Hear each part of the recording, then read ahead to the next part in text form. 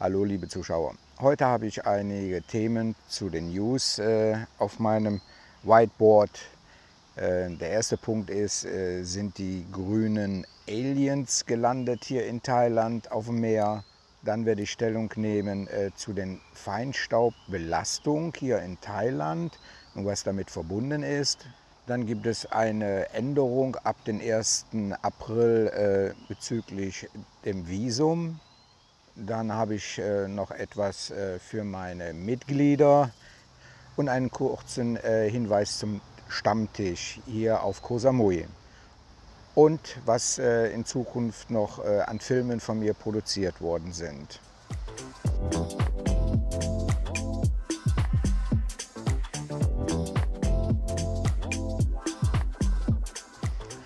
Hallo liebe Zuschauer. Ja, diejenigen, die hier in Thailand Urlaub machen und am Meer wohnen und das Meer sehen, die wundern sich vielleicht, wieso es abends so helle Lichter gibt, grüne Lichter vor allen Dingen. Das sind nicht die Aliens, die grünen Menschen, die Marsmenschen. Das sind die Fischerboote hier. Also so in der Nacht sehe ich so bestimmt an die 30, 40 Fischerboote hier bei uns hier in der Bucht liegen. Und die angeln einfach nur auf Kalmare, also den kleinen Tintenfische, die ihr normalerweise so bei Seafood dabei bekommt. Und die werden da gefangen und die stehen eben halt auf dieses grüne Licht. Dafür wird das auch benutzt. Das zieht die also aus der Tiefe hoch und dann gehen die auch an die Angelhaken ran.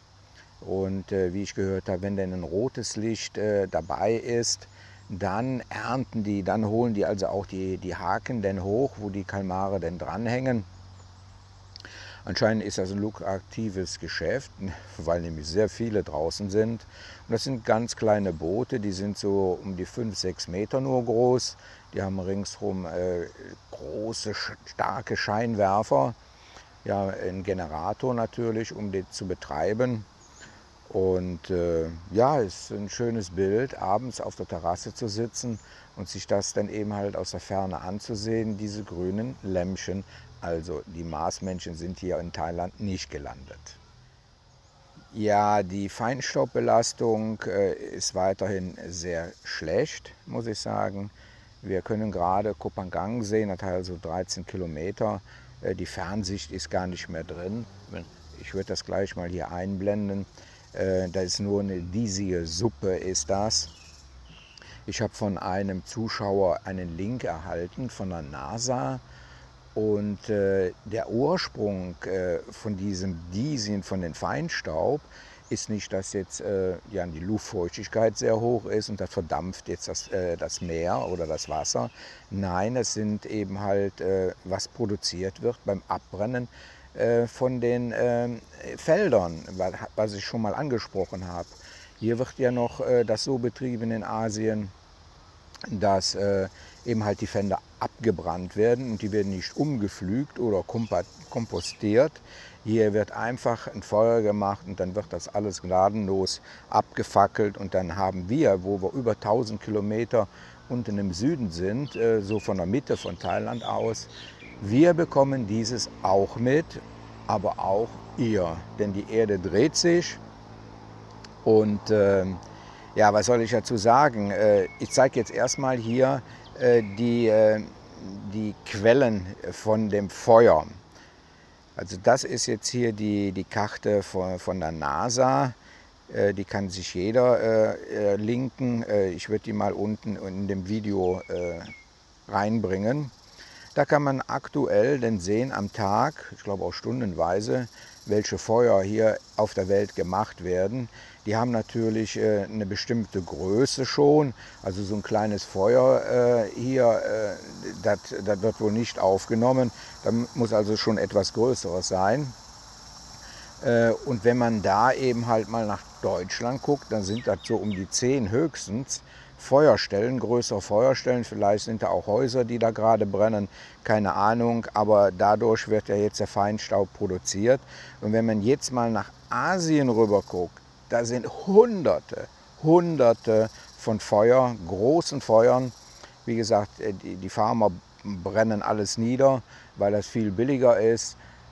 Und da frage ich mich natürlich, kann man mit einer Steuer in Deutschland die Luft verbessern, global? Das bezweifle ich. Also ich sehe, also wenn ich ein Fass sehe mit Lebensqualität von uns allen Menschen, dann sind irgendwo auf einer Seite ein paar Löcher, okay, die muss man dann auch stopfen, aber die werden dann mit Steuergeldern gestopft, die kleinen Löcher. Der arme Bürger, vor allen Dingen in Deutschland, wird da in die Kasse gepackt. Und auf der anderen Seite sind riesengroße Löcher, wo nichts dran gemacht wird. Und da kann ich mich also jetzt auch schon ein bisschen drüber ärgern, weil die Politiker sehen das nur lokal auf ihren Ländern. Die verdonnern einfach den einfachen Bürger, erstens das nicht zu machen, das ist ja auch richtig so, aber dann noch eine Steuer, eine CO2-Steuer drauf zu bringen, um dann wieder Geld zu kassieren. Ich finde, wenn die Politiker mal den Arsch hoch bekämen, richtig, ist nicht die Konferenzen, die großen Konferenzen, die da immer mal gemacht werden im Jahr über die Umwelt, wo sie alle zusammen und bla bla bla. Und im Endeffekt sieht man ja, in Asien wird gar nichts gemacht. Also wenn man global mit denen zusammenarbeitet, wenn man zum Beispiel auch die Denkensweise umstellt hier in Asien, dass man zum Beispiel Grundschullehrer einlädt nach Deutschland, um denen zu zeigen, wie die Schüler belehrt werden, eben halt nicht alles in die Umwelt zu schmeißen, dass das nicht gemacht wird, dass sie also wirklich sehen, es geht auch anders. Und mit einem Beispiel kann man vieles erklären und vielleicht die Denkensweise. Ich finde das ja toll, was da in Europa gemacht wird. Die Steuern darauf finde ich zum Kotzen, weil ihr werdet so ausgebeutet und gefrungen, aber im Endeffekt wird ja nichts gemacht in Asien.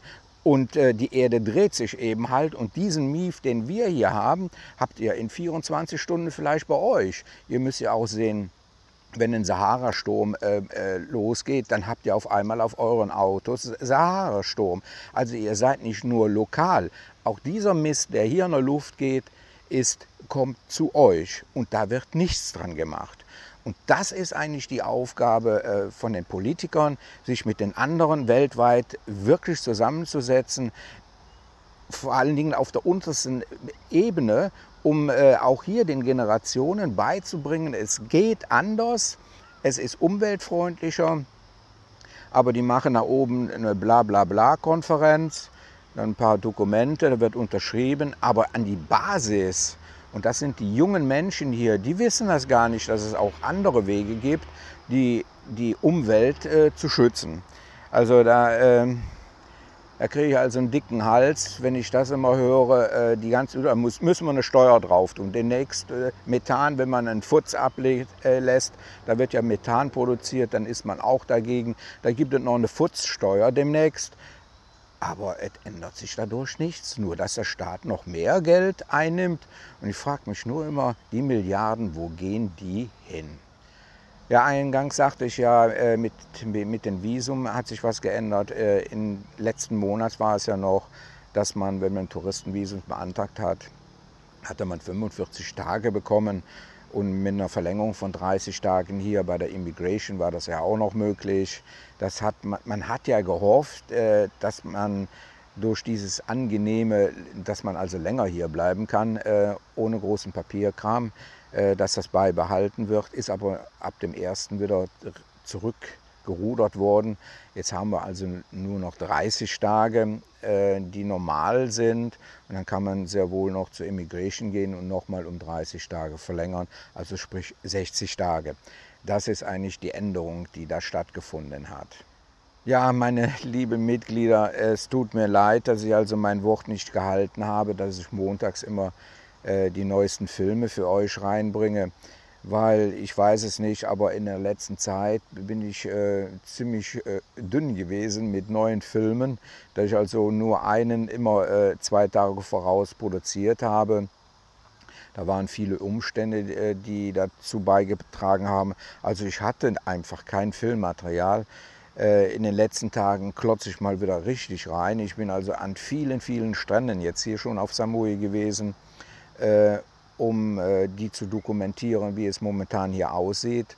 Das heißt also, ihr bekommt jetzt wieder regelmäßig Montag einen der neuesten Filme, die also für euch sind, und auch als Dankeschön, dass ihr meinen Kanal unterstützt. So, zu den Filmen, die kommen werden. Wird wohl ein interessanter Film sein, oder ich weiß nicht, ob ich ein oder zwei daraus mache. Das Steuerrecht. Ich bin kein Steuerberater, aber hier habe ich aus erster Hand Informationen bekommen, wie ein Amtsbediensteter, also ein Beamter, wie der steuerlich veranlagt wird, wenn er abgemeldet ist und lebt hier in Thailand. Auch wie das ist, wenn man ein Depot hat in Deutschland, Aktien also, wo und wie die steuerlich berücksichtigt werden. Darüber mache ich jetzt demnächst auch noch ein Video. Wie gesagt, aufgrund dessen, dass ich also erstklassige Informationen habe, auch hier vom Finanzamt, hier auf Koh Samui. Lasst euch da mal überraschen. Ja, zum letzten Punkt, Stammtisch. Die eine oder andere hat es ja in meinem Facebook gelesen, dass ich das bis auf Weiteres abgesagt habe. Also letztes Mal waren nur noch der Günther und ich da. Davor, da hatten wir noch 20 Leute, Gäste hier, die hier waren, und die haben sich also abgemeldet. Die mussten also alle wieder zurück, und da saß der Günther und ich nur noch alleine da. Und wir haben ja nächste Woche ab dem 13. Songkran, das heißt also, wir gehen auch in den Donnerstag rein, und dann ist eben halt das Treehouse zu ab 5 Uhr. Und dann habe ich mal ein kurzes Gespräch mit dem Günther geführt. Ich glaube, da ist die Luft raus. Die Leute sind ja gekommen nach der Pandemie, um an diesem Stammtisch teilzunehmen. Und ich glaube, die haben jetzt langsam keinen Bock mehr darauf. Die können sich frei bewegen. Die Gesinnung ist offen nach anderen Dingen, und die wollen nicht unbedingt jetzt abends am Donnerstag um 18 Uhr da zusammensitzen. Ich sehe also nicht mehr so den Bedarf da. Ich würde es gerne noch machen, wenn also jetzt aufgrund dieses Filmes da einige Anfragen kommen von Gästen, die also hier sind. Da werde ich vielleicht so machen, dass ich erstmal hier oben Kaffee trinken bei Florenz anbiete, und wenn das also wieder mehr wird beim Kaffeetrinken, Anfragen, mich, Günther und andere zu sehen, dann kann ich es wieder aufleben lassen. Das sollte also kein Problem sein. Ich habe mit Pamela darüber gesprochen und ihr die Situation erklärt. Die ist natürlich auch sehr traurig. Die hat ja auch einen sehr guten Umsatz dadurch bewirkt. Aber wenn da kein Interesse mehr da ist, dann mache ich mich diesbezüglich auch ein bisschen frei an dem Donnerstag und mache meine Dinge. Aber wie gesagt, ich bin da offen, wenn da jetzt aufgrund dieses Videos jetzt also Anfragen kommen sollten, dann kann man das vielleicht nochmal aufleben leben lassen. Es war immer eine schöne Sache. Wir hatten bis zu 40 Leute hatten wir gehabt, aber was jetzt am letzten Donnerstag gewesen ist, dass nur der Günther und ich da saß, da fängt man natürlich darüber nachzudenken. So, das soll es jetzt gewesen sein für heute. Und ja, schaut euch die Videos bis zu Ende an, und wenn ihr noch kein Abo habt, dann klickt mal auf das Abo. Ich bin zwar schon über die 30.000 drüber, dank euch, und ich freue mich, euch hier auch zu sehen auf Koh Samui. Bis demnächst. Tschüss.